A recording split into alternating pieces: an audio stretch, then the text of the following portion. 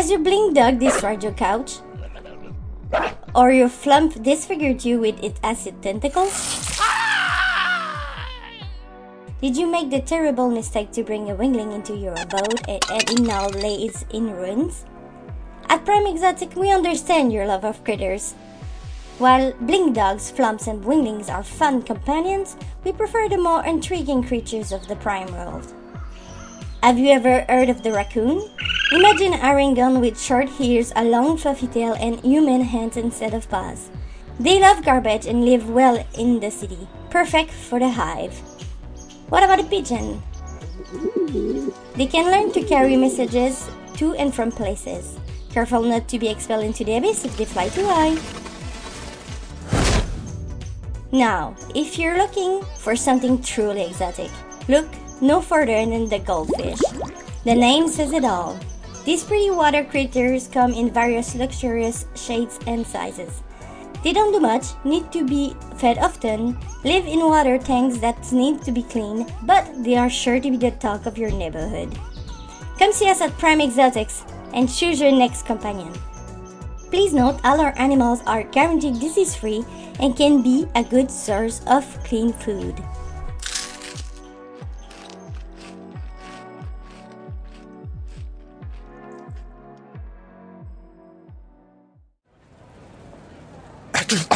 Carter! Slow down! Carter! Get you gotta listen to this.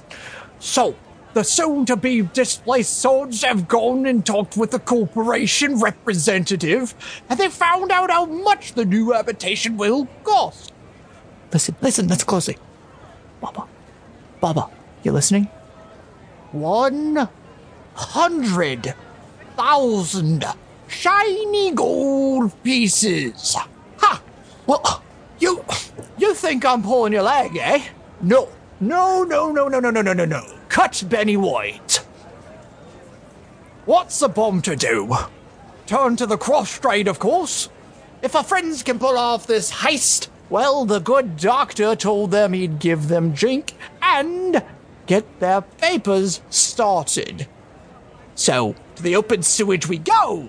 But it's not so easy when it turns out there's even more pitiful dogs living down there.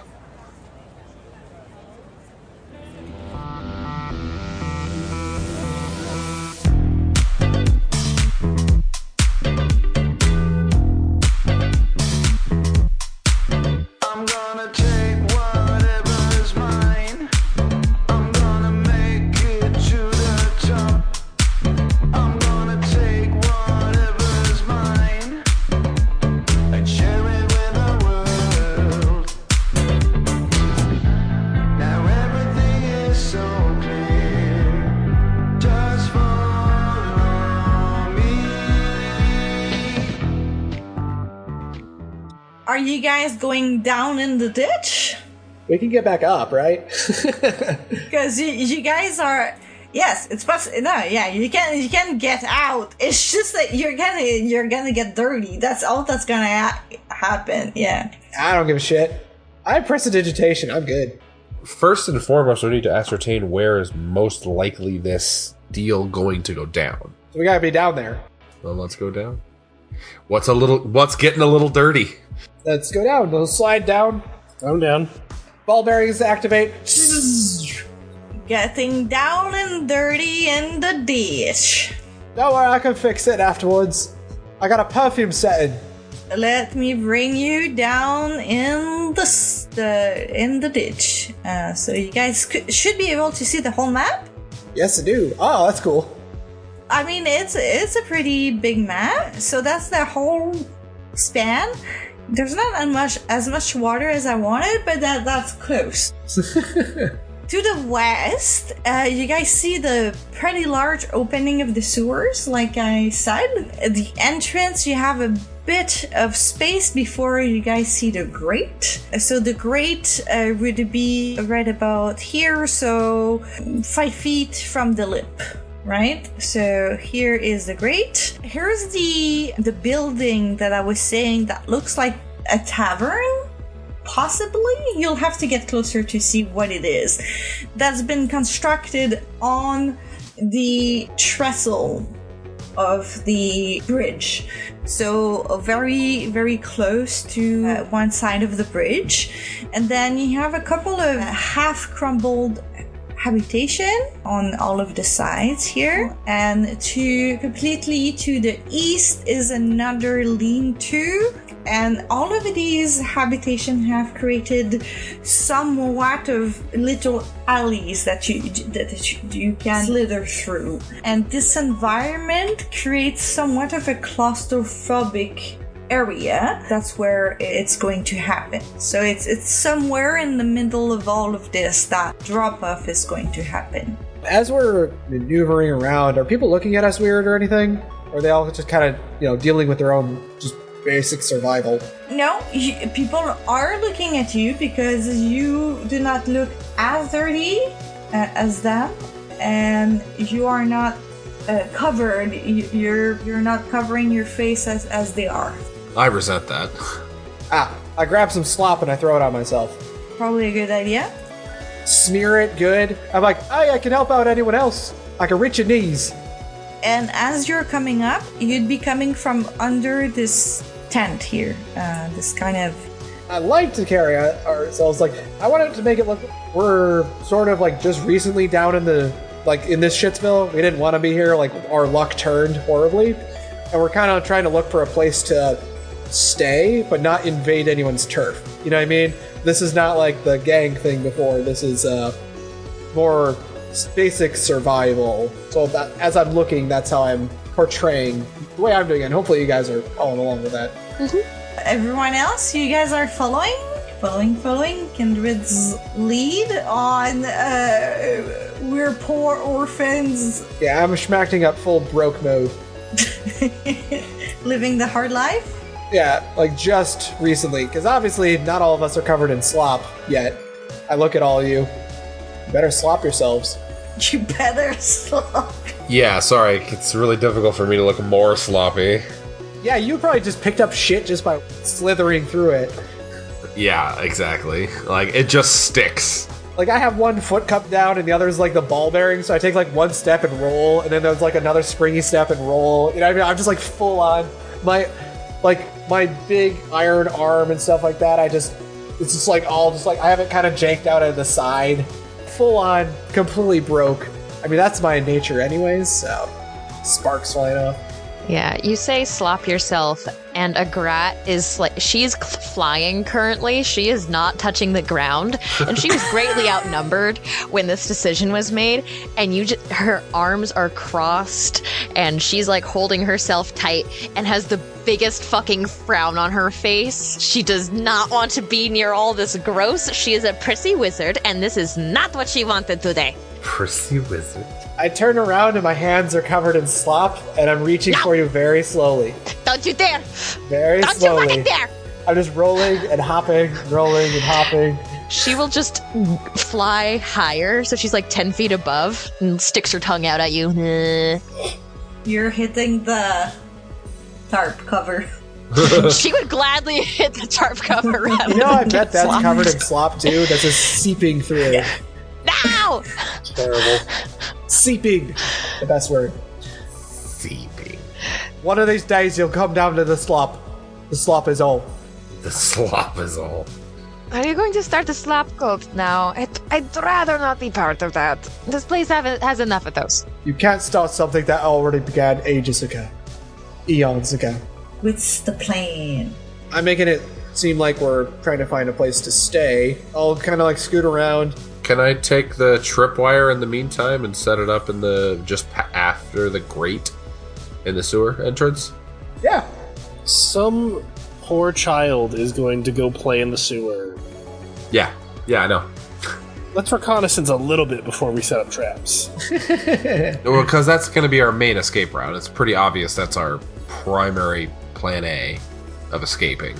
We could put the traps a little further in, probably. Yeah, let's get a visual of that. I know Matt's just traps. Sorry, I'm a little single-minded right now. I also just want traps, but it's not often that players get to do the traps. It's always the DM. Always the DM. Right. I might not encroach on other areas, but kind of make it seem like, oh, I'm about to are you guys inviting us? Kind of thing like that. And then, if they obviously ward us away, I'm just schmacking into the entire thing. I don't want to beeline it to where we want to go. Okay, so there would be a couple of kids just playing in the mud here. Aw. Gazing and marveling at the rainbow effect in the oil. Oily morass that's pooling, and keep in mind that the water that's gathering here is a bit more than what's shown on the map. The ditch is filled more than what is on the map. There are a couple of adults and older people, like elderly, that are just seated on the balcony to the east, watching the kids doing their thing and eating a bunch of bread and other stuff like that. Just passing time and exchanging words on the balcony here, staying dry. There are a couple of men playing cards at the table next to the entrance of the flop house / tavern. And you have a somewhat of a merchant that's it's more like a peddler, haberdasher, that's set up a little shop here in the middle of the ditch.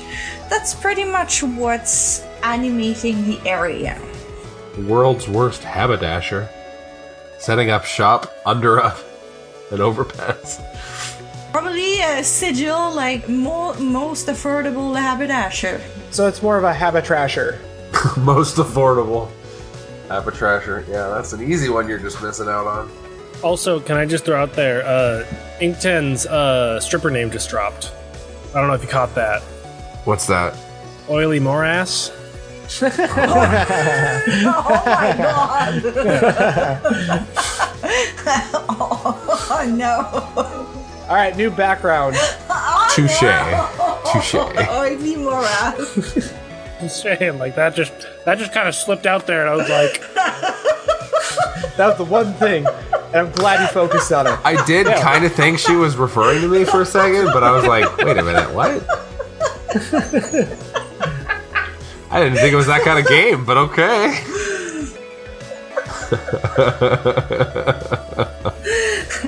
Just trying to have like nice description, and that's where I know what my favorite part of the session was tonight.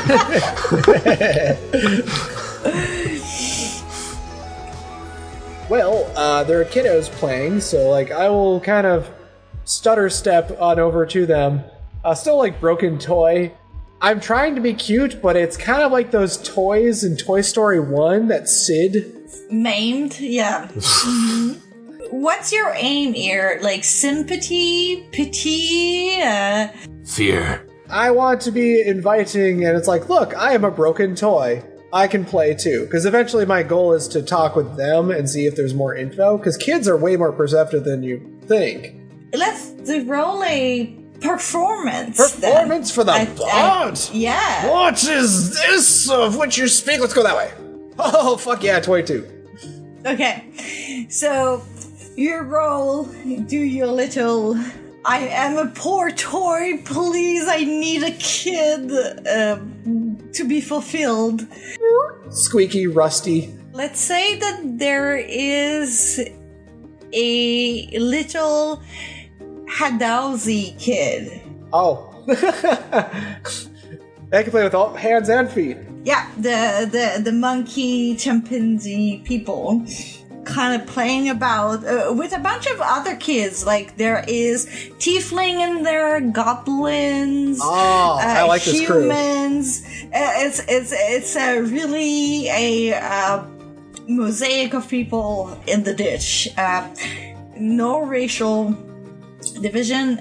There is a little Autosy kid that comes and see you, and he has like his 2 front teeth are missing. He comes towards you and he's like, "Hey, what's wrong with you?"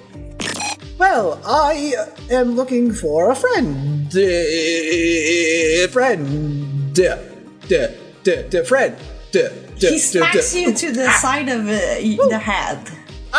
Well, that is perfect. Exactly what I was looking for. Brat. But I am looking for friends to play. What are you exactly? I am a toy, or a teaching toy, as it were. Teaching toy? What do you teach? You teach fighting! Yes. Would you like to learn Celestial? Do you teach fighting? Yes, I do. Fighting with words. He takes out, like, he has a staff, and he walks you to the side. Now that, and it's like, I kind of like go sideways, and then like, I kind of like bend over, and then like straighten myself out. Now that is a perfect spa, one would say. Can you say spa? Spar. Spa, yes. Now let's spell that, shall we? S-P-A-R. He's funny. And the other kids like laugh, like they're pretty. They kind of all gather around you. So we'll just have me ingratiating for now. You guys go do shit.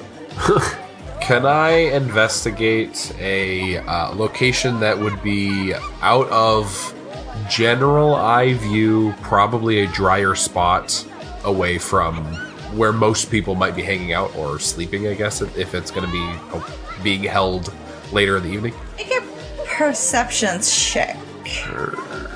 But that's 17. It's difficult to tell where people will sleep in here because you're not quite sure compared to the number of people here and the places that you think that they can actually sleep. Most of them will probably sleep in the flop house, is your best guess. But the remainder will probably gather anywhere else. It's kind of hard to tell. The driest alleyway would be the one to the east, next to the burned out platform. So that's one option. Then if you want to go a little bit higher up, there are this platform built around the sewer. Could potentially be traffic that passes through there. You don't think anyone would sleep in where people actually pass through? But that looks more conspicuous than the alley, correct? Yes, but at the same time, you don't think people would sleep there. Yeah. You have this big alleyway to the north here that leads towards the rest of the ditch. It's pretty wide, but that's also an option. You don't know where the people will be coming from. But here is quite wide, and probably no one will sleep there. And you have 2 anchor points if you're thinking about the tripwire. So that's one option as well. But that looks like a much more heavily trafficked area. If we were to put a tripwire and walk away, it would most likely be set off before we came back. Yes. You said there was like a bar or something here, right? Okay, so imagine you have nowhere else to go. Really, you have absolutely nowhere to go. Yeah. One might be surprised to learn Sigil has a river. After all, the city is a giant torus floating in the sky. Why would there be a body of water in it? But Sigil does not care about logic, so it has one. Well, river is too grand a word for the ditch.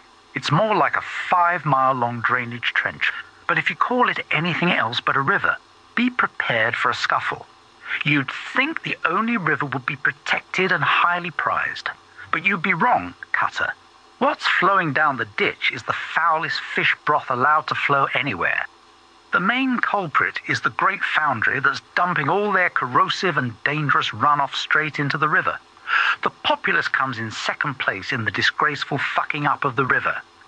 People from the lower and the clerk's wards as well as the Hive dump to their heart's content, confident the ditch will carry their dark secrets to the edge of the torus and then into oblivion. It is said where there is water, there is life. It appears the saying holds true even if the water has been turned into toxic sludge. Beneath the Zaddfum trestle, where the ditch is wide but shallow, the most miserable of hivers have built a couple of shanties out of garbage. Hey, don't yuck someone else's yum. One such shanty is the Nameless. It's its actual name. Not that it does not have a name. The Nameless is a horrible establishment. But it is still better than sleeping outside in the Hive, where you will be shivved in your sleep.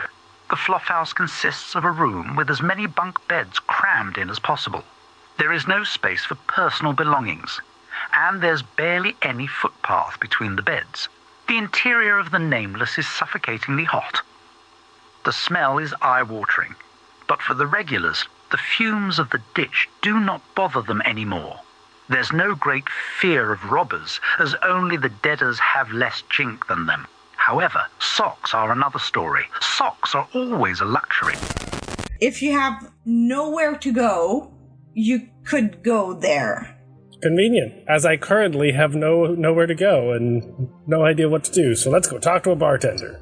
You enter the flop house, and it's really hot in there because there's a lot of people stacked in there. Even if this is the middle of the day, there are a lot of people who do not have work and have nothing to do. There are people who are just idling about. There are people who are nursing their drink at their bed as well. So it's not really a bar, right? So there's no like tables where you can drink. So people get their drink and go back to their bed, and that's where they drink from. The bartender is this person who has nearly no feature. Their skin is almost all white, eyes are white, hair is also white, and they're wearing a shirt that is it's nearly just a shift.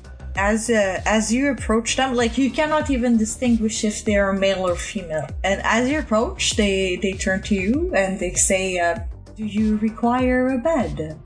Or something to drink? No, that will be fine. Perhaps something to drink, that could be nice. But more importantly, I was wondering if you could answer a question for me. I can answer questions. Depends on the question. We were looking to require some medical supplies, and we had heard that there was someone who was capable of getting outside of the city to retrieve them and bring them back. Perhaps they are in this area. Getting outside of the city? That is a hard feat, my friend. So I have heard, but they say it is possible, then they would be able to get supplies that are not normally available and are possibly less than savory in the Harmonium's eye. I do not know why you would think of to seek here in this establishment for such a feat. Oh, certainly not seeking them in this establishment, simply seeking information about such a person. But the person seems to think a little bit, and you see there is a ripple in them, and as they think, their hair shifts from blonde to brown to black. Same goes for their skin. They go from peach to a little bit of a darker tan to dark. They say, I'm not quite sure. I don't see the connection between getting out of the city and medical ingredients. Herbs and other such things that are not available locally. Many things travel in the city. This is the city of doors, after all. Anything that you can wish for can be found here, so I heard. Not everything. Although, should that be true, perhaps you would need to find someone like this in order to get what it is you're looking for. What are you referring to? Well, that would be business with the person who's capable of retrieving it. You're talking as if I know a secret, and I don't. Yeah, fair enough. Now, do you wish to drink something? If there is nothing that you know, then I guess there is nothing that you need to know. Have a good day. Good day. I mean, now we know that whoever it is hasn't been flopping around. Yeah. Possibly. They probably just roll through. Or it's the barkeep the whole time. So Agrat is very much here against her better judgment. looking around, seeing that everybody's sort of has spread out, her first instinct would actually be to investigate the sewer over here to the west first. And I would like to use an investigation check to see if there's any indicator as to if people are consistently using this, and if there's any local fauna that seems to be residing nearby. Please roll for an investigation first.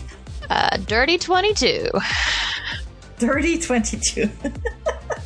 Okay, so you have a look around. You inspect the opening of the sewer. The infrastructure itself is pretty old. And you have a look at the grate. It is not easily seen, but you find out that the grate has a hidden latch. It's not to the side, but in the middle, it's possible to open it. You would be able to completely enter it. So not only the small creatures or tiny would be able to enter it, but even a large creature could enter it. And because of that, you also see a sign of passage, regular and often trodden passage from this entrance. Awesome. I mean, that's pretty much what I was looking for. Yeah, and you do find it. And you do find it. Also, potential note, we could sabotage that on our way out so that no one can use it if we need to escape. So basically, it's like, imagine there is a section of it. You can just shimmy it up and remove it, right? And then you can put it back. A whole section of the grate can be removed. So the grate is at least, it starts here, under, so you're hidden. So when someone is on the bridge, they don't see the grate, right? So you're hidden from the patrol. The grate is completely hidden from the patrol. So if you don't make noise, if you don't make too much noise, it's not a problem. There's no sight from the patrol. Besides, there could be a noise problem, but that's other than that, that's it. As for anything that grows, roll a nature or herbalism kit if you have one. Leave. Agrat does not like leaving the house. Especially with an 8 while she's looking around. The disgust is palpable on her face as she is poking around, which is a generous estimate of what she's doing. Yeah, you don't see anything as nature here. Yeah. You would know that Salik has an herbalism kit, though, if you asked for help. Oh, yeah, and Salik just walked out of there being like, well, this flops. So a Grat would be like, she would be flying, but just barely above the surface and like very gingerly using a shoe to like scooch things around. Noticing Salik leaving the bar, she would just sort of like fly out of the tunnel and be like, Salik, I think I found something, but it's gross. Help. It's very gross over there. Why did you go? Okay, fine, we'll go over there. And as I get like closer to where it's like actually like significantly wet and gross, I will start levitating, and I'll like kind of push myself off the ground into a levitate so I can glide across the grossness, just like. Okay, you're also not wading into it. Two people just hovering in the air, floating randomly like they're in space. We're not obvious at all. I will gladly have my arm all the way up to the elbow inside of a person, but I do not want to stand in whatever that is. Whatever comes out of a person, you don't want to be in there. Okay. It's not just people. That means something very different where I'm from. So I will glidely. There's a good one. Okay, so you may roll a herbalism kit or nature.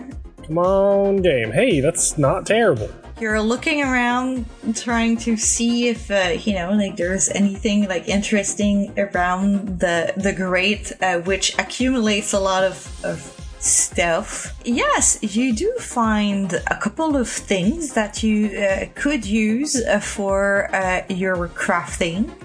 And one of those things is you find bones. And out of those, you can extract bone marrow, which is always very useful. Yeah.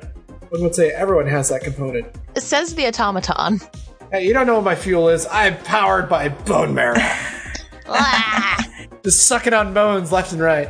Yeah, I mean, if you want to set up your traps, you can start doing that. I just don't know. I don't want to get any random civilian with my traps. That's all. You don't want to kill kids? Yeah. Why? What morals? Listen, I'm sure there's some kids that deserve it. I just haven't met them yet.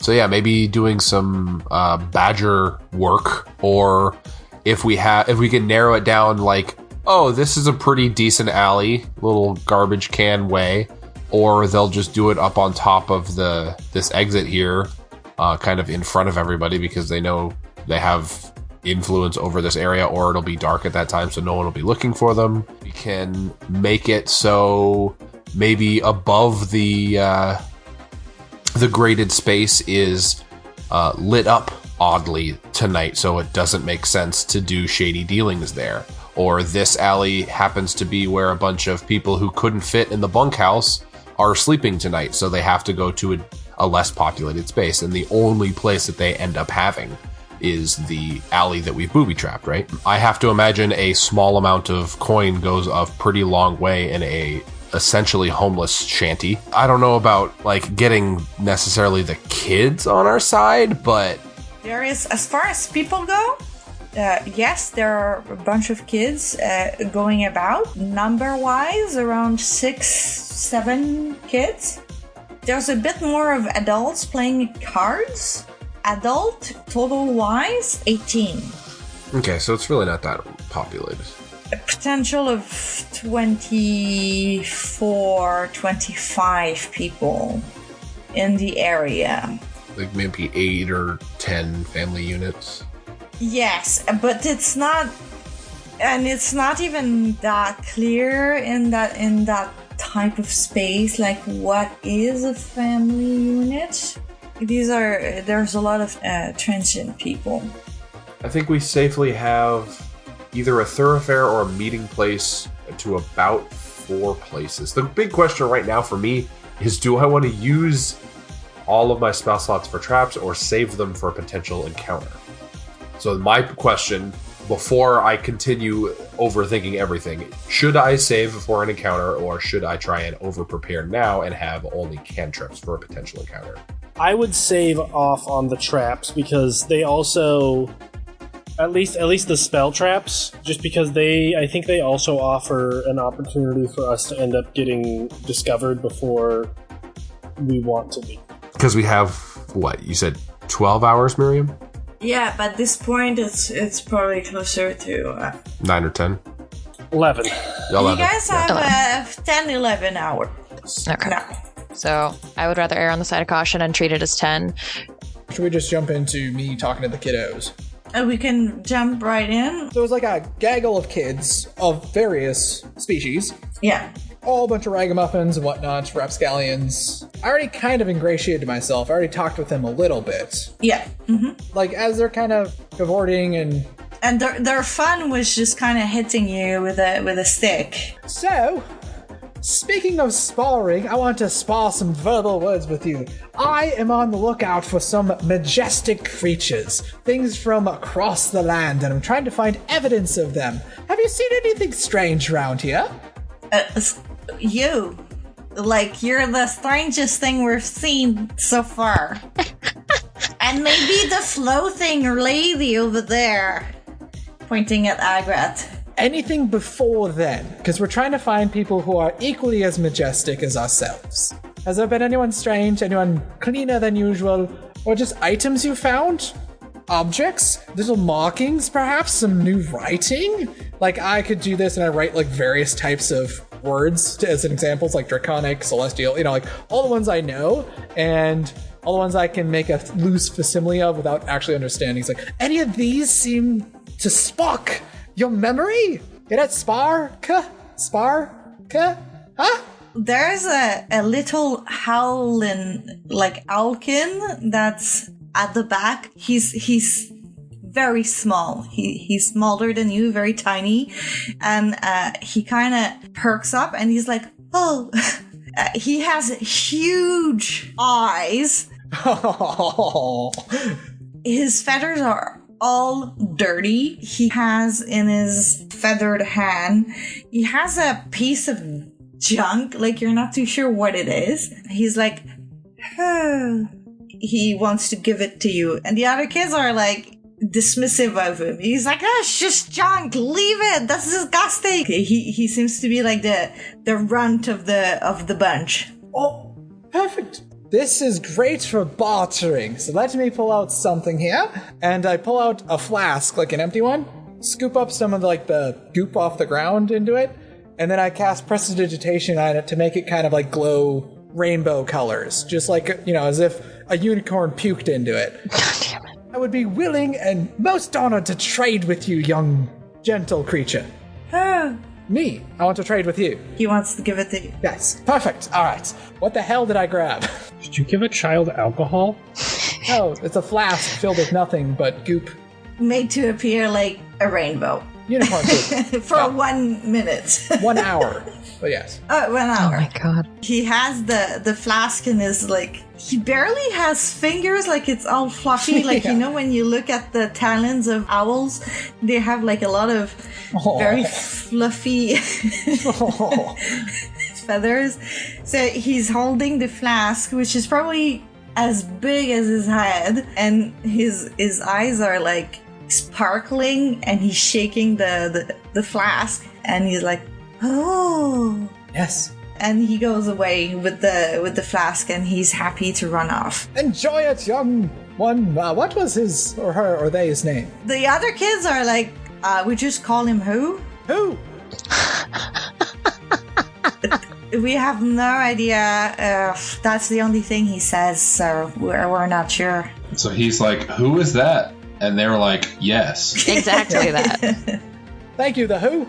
And yeah, so in your hand, you have this piece of metal that has rusted over and pockmarked, and it's very dirty, but it's somewhat shaped into the shape of you think maybe a hand?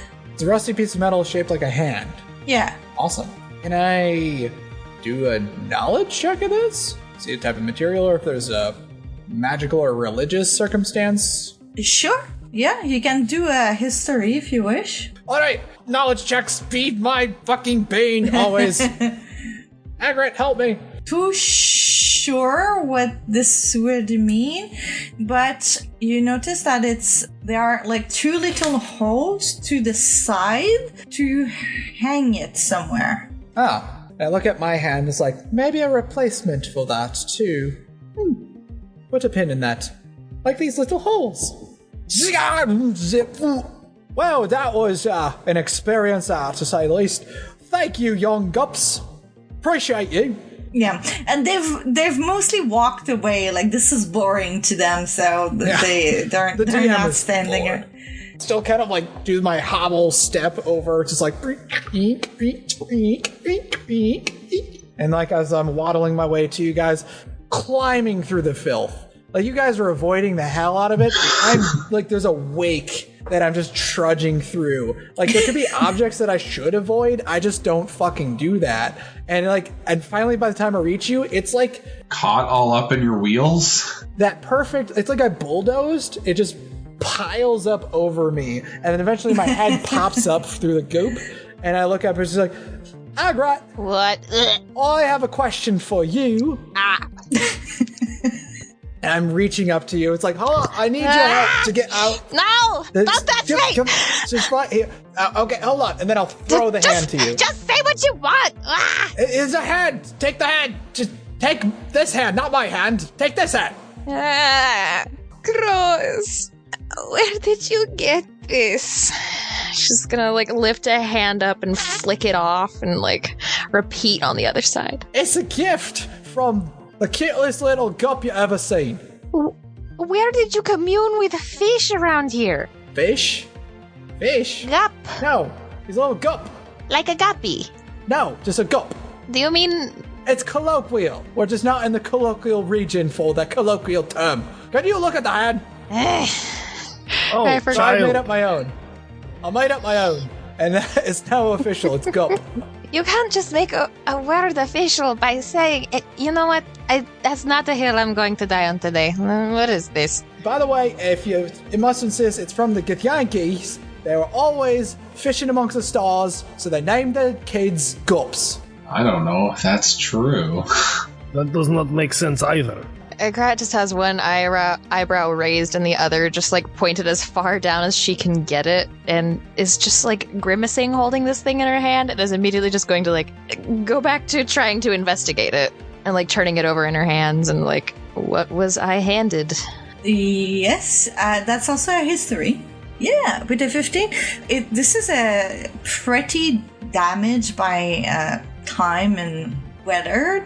And muck. Yes. It's a little plate made out of tin, and there are 2 little holes on the side so that you can hang it somewhere. It depicts a hand, and it's an alternative icon to depict the hand of Havoc. Oh. One of the factions. Where did you get this? Who gave this to you? That's exactly who gave it to me. What? No, who? Who? I wanted to do that once, and then I'm done with the bit. Was he on first? Exactly. Oh, no matter. Okay, well, we got history, so it's like, shit, I was asking the little gups about how, like, if they found anything interesting around here, and if ever, I think it would be something worthwhile. That is very interesting. I mean, this is clearly not a new icon. If it was, it would probably be taken a little better care of. But it is Hand of Havoc, so who actually knows?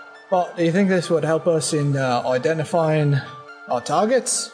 We can't be sure there's a correlation between the Badgers and the Hands of Havoc yet. If they found it around here... I don't know, correlation is causation.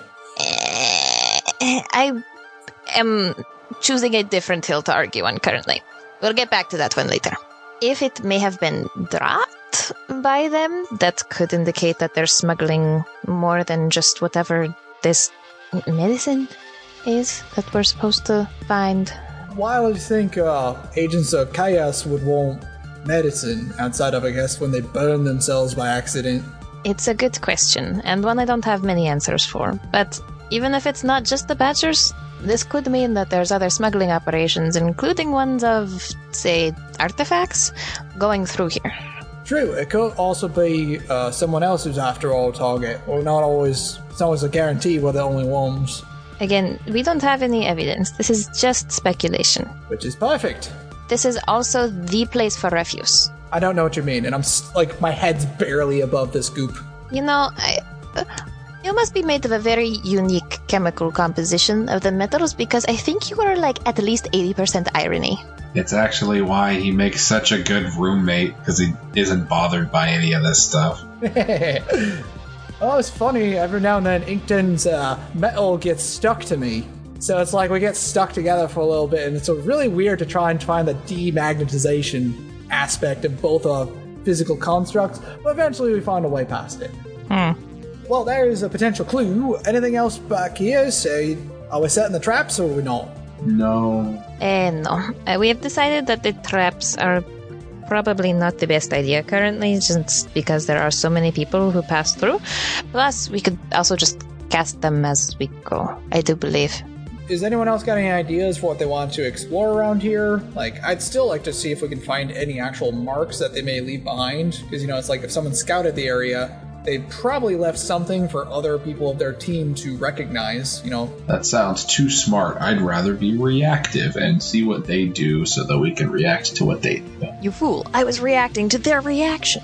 Right. So how about this? You react to me while I do this. Liam, can I explore the area, just scooting around, and see if I find any marks, especially now that I'm kind of like somewhat steered a little bit towards the Havoc Sure. You can roll an investigation check. Can I assist with that? Because I feel like I could also be looking for like Thieves' Cant? Thieves' Cant? Thieves' Cant. That's the one. Yeah. Both of you can do that together. Yeah.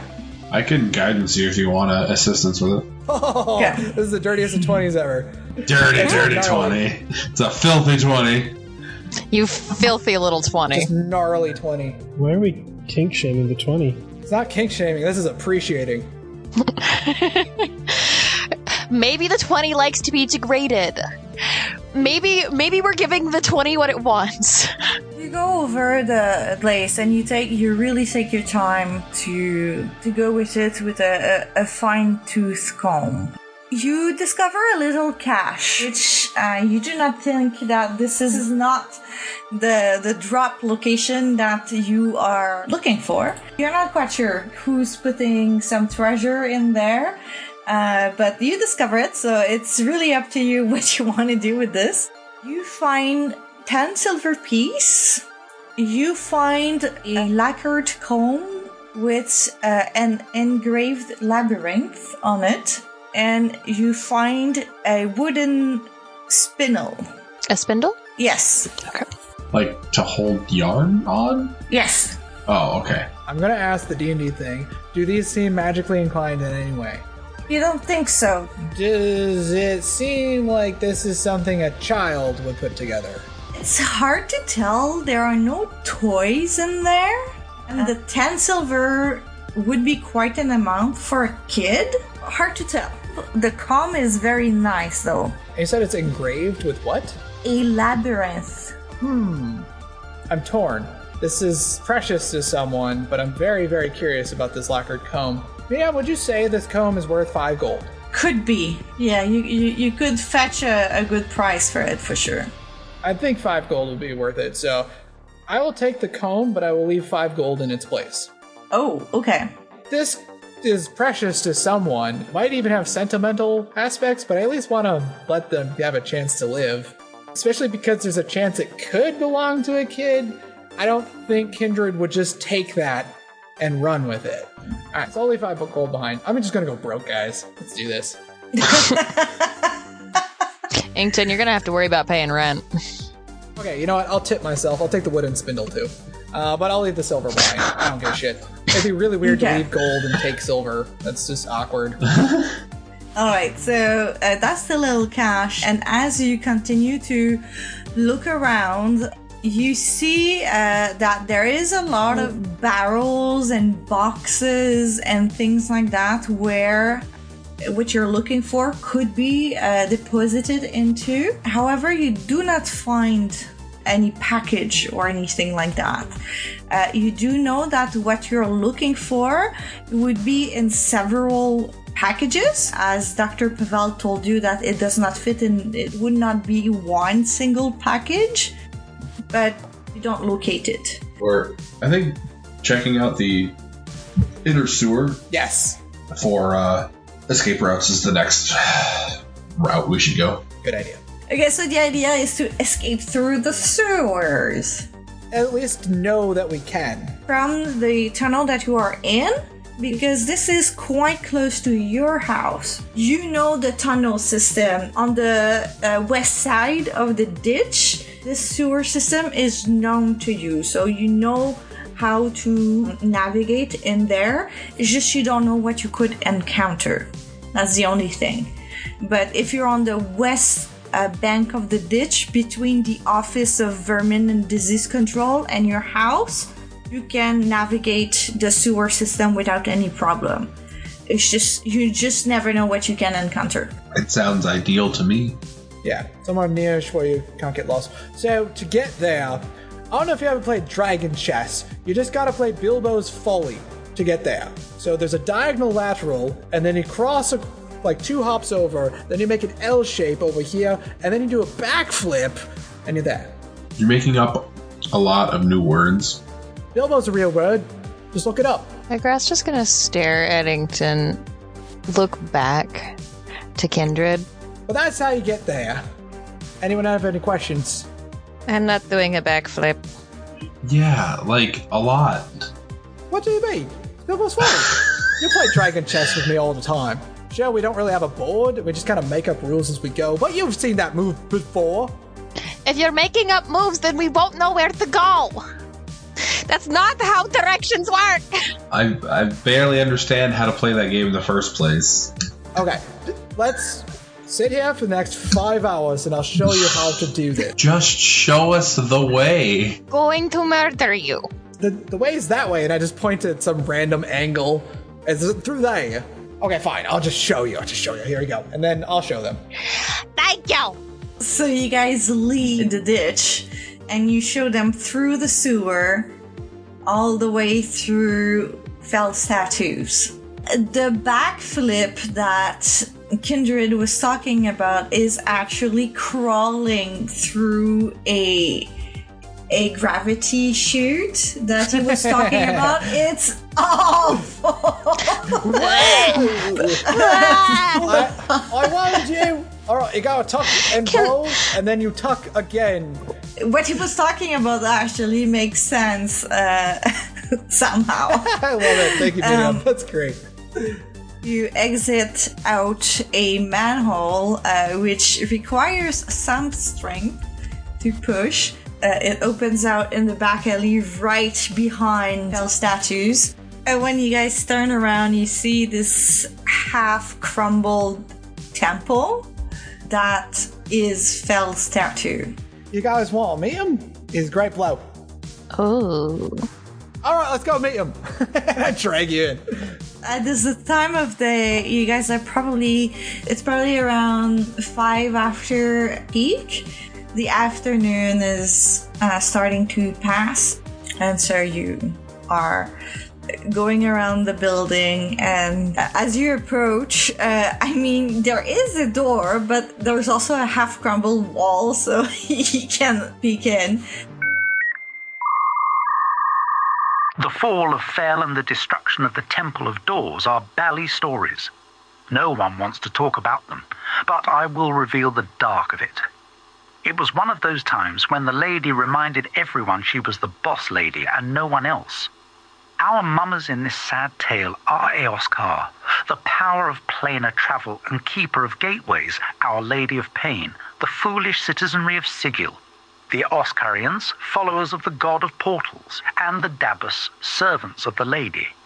A turn or two ago, Oskar, a puny little prime god, discovered Sigil and thought to himself, this city of doors would be the perfect seat for a domain such as mine. I cannot enter, however, as the Lady of Pain does not abide any power to enter her city. So, the puny little god resorted to sending his followers to the cage instead. The Auskarians did as they were told and proselytized as they travelled, thanking Eoskar for their knowledge and safe travels. Like a bad case of cackle fever, the cult of Eoskar took root in Sigil and spread quickly. It looked harmless at first, a word of thanks after portaling, a gesture of gratitude, then more complicated rituals. A temple was constructed to Auskar, the Temple of Doors. Multitudes of faiths coexist in Sigil, nothing to be peery about. Then the Auskar mania hit the Dabus, and those who still had their senses could sense the lady's shadow. You see, the Dabus are the lady's servants, creepy floating beings solely dedicated to the maintenance of the city. They are humanoids in appearance, not that it helps ingratiating them to the populace. They move neither by walking nor flying, but by hovering a couple of inches off the ground. They have two sets of horns, one like goat horns, and the other similar to those of a ram buried in a big puff of white hair standing on end. They all wear the same deep orange robes. Telling them apart is difficult mainly because they ignore the citizenry, and they focus solely on their tasks. They never instigate an interaction. When they absolutely must, the Dabus communicate using rebuses. Picture symbols appear above their heads. Returning to our sad tale, the Dabus started to integrate Auskarian symbols in their rebus and performing rituals to the god of portals. Things went effubar when one of the Dabus took it a step further and became a priest of Eoskar. In doing so, the Dabus, who later became known as Fel, became a proxy to the god of portal. therefore manifesting inside the city. The Lady of Pain understood a bit late Oscar's intention to usurp her. To say she went badass bitch mode is an understatement. She obliterated the Temple of Doors mid-sermon with all of the Eoskarians inside. The invisible force shattering the temple and buildings around it. Eoskar, godbody, was discovered in the astral sea, his head impaled by a multitude of blades. All iconography of him disappeared instantly from the city, and his cult outlawed. The only survivor was the Dubious priest, who, condemned to walk, took the name Fell. It's unknown why the lady spared him. Most ignore him, but the sod's a good-natured one. Contrary to his comrades, he likes to talk to anyone who can decipher his rebus. He lives in the shattered temple of Eoskar, tattooing some of the most beautiful works of art of the multiverse. So you see one of the Dubiouses, you've seen them before. You see that this particular one, Fell, is walking on the ground, which you've never seen any of the Dubiouses do before. He is currently in the process of building a card tower, like a card castle. Oh, nice. Yeah.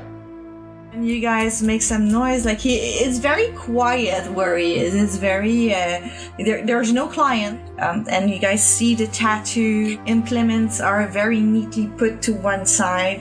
And he's concentrating, trying to put the cards and building this very complicated, structured... That's a... I fell! I see, like, the card structure is building. Yeah, that's... Yes, when you scream his name, like, the card tower completely crumbles because he's surprised by your... I'm sorry. Oh, you were building the Lady of Pain's palace again, weren't you? I know you're always so close every time I show up. One of these guys was looking to get a tattoo. It's definitely Inkton, right? Yeah, Inkton's always about the ink. But we're still figuring out a way to actually get one to stick. How about you, Salik? I think you could get some really nice, like, barbed wire around your face tentacles. That'd be metal as hell.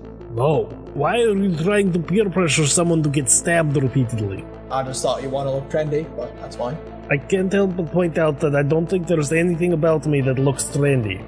Oh, what are you talking about? All you need is barbed wire on your face. Alright, fine. Fal is just looking at you with question mark. Like he does not follow you at all, which happens often. Always. Because you're talking so fast that he's not able to follow you. So, well, we were just popping out after a good old rat king hunt, and we may need a place to crash for a little bit. Would it be alright if we potentially use this as a hangout until then? He shakes his head yes. And then he shows you a picture of a cup of tea? Question mark? That would be wonderful. Anyone here for tea? I would love some tea. Tea sounds good. Oh, hold on one second. Let me fix one thing. And I'll prestidigitate us so that we don't stink. Because I don't want to stink up this place. Well, thank you. I take back my comment earlier about murdering you. Good. It's nice to be on that roller coaster. Sometimes she wants me dead, other times she wants me mostly dead. Agrat just grins a big old toothy smile. The mystery is what makes it fun. See, Fel comes back with a big kettle and a bunch of mismatched cups for tea for the evening. Thank you so much, Phil. What kind of tea is this? I can't smell or taste it. He shows the image of money being made. Oh, the Gold Forge tea. He shakes his head no. He shows a plant, a green plant, and then money being minted. Oh, mint. He smiles and then he pours the tea. Ah, thank you. The spell is akin to the potent perfume Money Mint. Oh, close. Are we just hanging out here for hours until... We can forward until it's time to do the thing. It's totally fine. We don't have to play every single minute. To the thing! To the thing.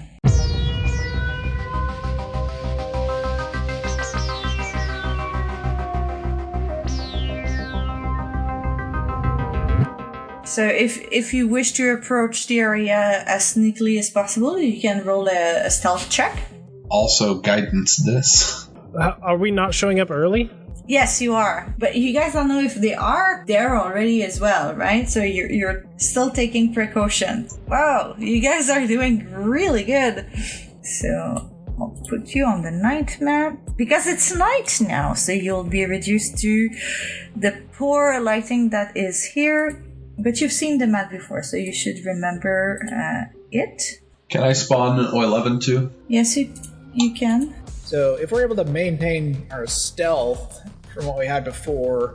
Yeah, where do you want to set up? If I use my racial to like hide in a puddle as like a rock and roll high on stealth... Yeah. I could be pretty close to the entrance, or at least where the water... Well, if I could ping right now. Where there is water and not attract too much attention, ideally. If we could use that to an advantage that we might want to try and make. That'd be cool. Is this like an outdoor table for the... There is a table, yes, outside for the flop house? tavern. Yeah. I would say we should, if there's not a bunch of people sitting there already, a couple of us could just sit there. If they see us, they don't know that we're after their shit until we're after their shit. Like, yeah, that makes sense to me. I like that idea. And I could pretend to be a broken toy somewhere, just like junk. But so I like the two of you, since you guys are as regular humanoid as humanoid could be, people who would actually be hanging and drinking. Like, I wouldn't be. Like, it makes no sense that I would be there. So, and then Inkton and I could be pretending to be inanimate objects, just... Like, I can remain perfectly still, literally as a racial. So. Yeah, I like the idea of, like, buddying up, like Salik and Agrat over by the tables, and then Inkton and Kindred together as inanimate objects. That way, like, first rule, don't split the party. But if we're going to break that rule, we might as minimize it. And this is the end of episode 4, Door 1, Gups and Goop. I hope you liked it. This one was a nightmare to edit. If you've ever played a tabletop RPG, then you know it's possible for players to start overthinking and making a million plans that they aren't going to carry out. Next episode, we're going to see some action, however, as the group finally meets the Copper Badgers. From everyone at Milestone RPG, thank you for listening. And here is your mandatory reminder that we have a Patreon and a Ko-fi page. The links are in the notes if you want to support us. Shout out to Travis, who joined our Patreon. You're the best. Check out our social media for my GM logs, where I post more details about the Planescape setting. That's it from me, and we'll be back with another episode in early March.